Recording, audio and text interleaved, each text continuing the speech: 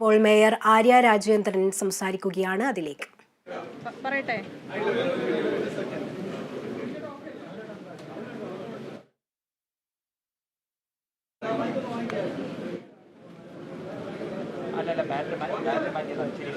Okay അല്ലേ?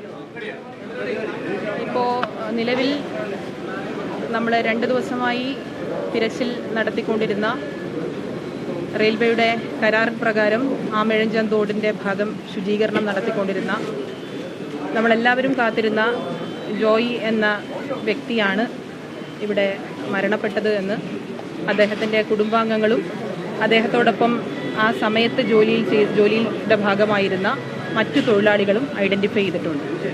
ബാക്കി നടപടിക്രമങ്ങളെല്ലാം ഇപ്പോൾ ഐഡൻറ്റിഫിക്കേഷൻ കഴിഞ്ഞതുകൊണ്ട് തന്നെ മറ്റ് നടപടിക്രമങ്ങളെല്ലാം ഇവിടെ ആരംഭിക്കാൻ ആവശ്യമായ പോസ്റ്റ്മോർട്ടം അടക്കം ആരംഭിക്കാൻ ആവശ്യമായ ക്രമീകരണങ്ങൾ ചെയ്തിട്ടുണ്ട്. ബഹുമാന്യനായ ജില്ലാ കളക്ടർ അതിൻ്റെ മേൽനോട്ടം വഹിക്കുന്നതായിരിക്കും.